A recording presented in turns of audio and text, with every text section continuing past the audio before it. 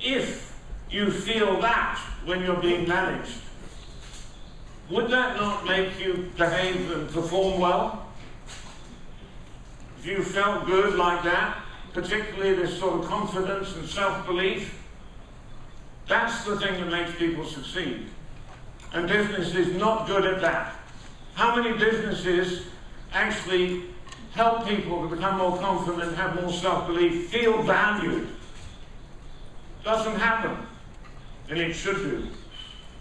Something else, another question for you. How much of our potential do we use on average? So you may want to look at the people around you, or the people in the workplace, or you may think of the whole of society, or you may think of Spain. It's up to you. What percentage of your potential, of their potential, is being expressed every day in their life? How much of their potential, how much of what they could be, are we seeing every day? That the result would be 40%.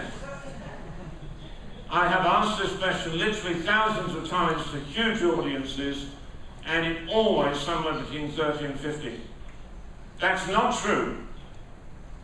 Actually, you express much less than that. But that's what people think they're expressing, and that's very useful because you know there is more to come. You know there's another 60%. So the fact is that we are expressing far less than that of our total human potential if you look in the long term. But that's how people see themselves, that we are about that level. Now that's very useful, because if people saw themselves at 90%, there would be no room for improvement. We know we can improve. So, I have another question for you.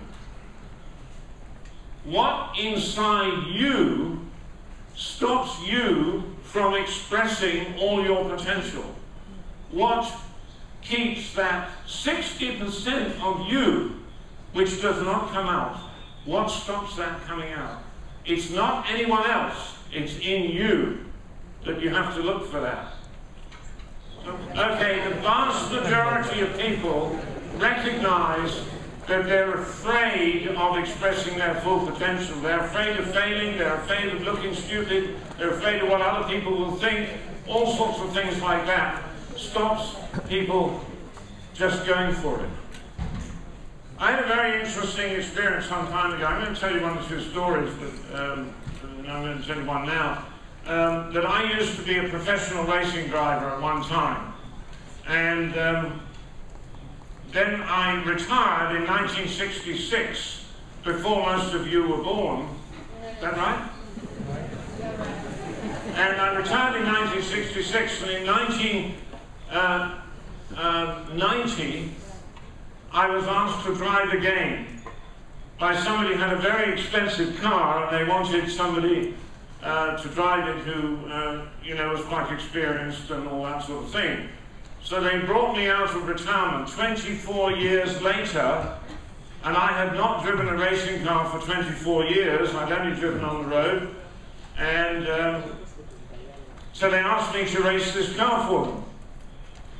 And here we are. This is the car. 850 horsepower, quite fast. And I'm sorry if you've got a BMW with only 400 horsepower, but it's pathetic.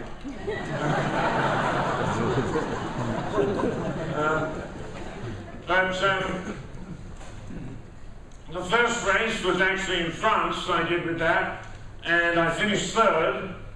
The second race, I finished second. And then the third race was the big race of the year for this class of car.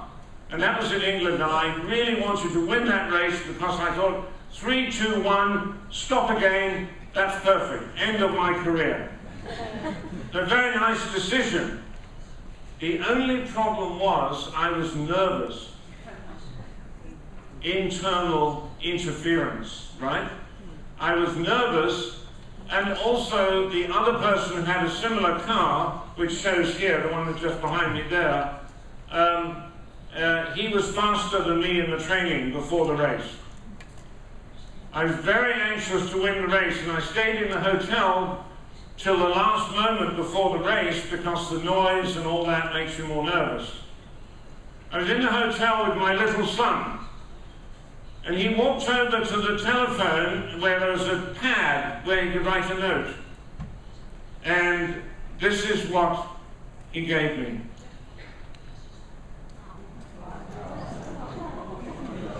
He was 4 years old.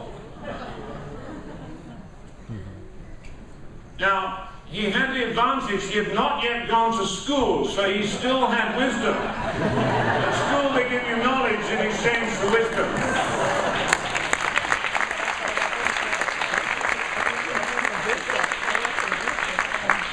Now, of course, he couldn't spell it right. But, you know, most children would give you sort of good luck, Dad.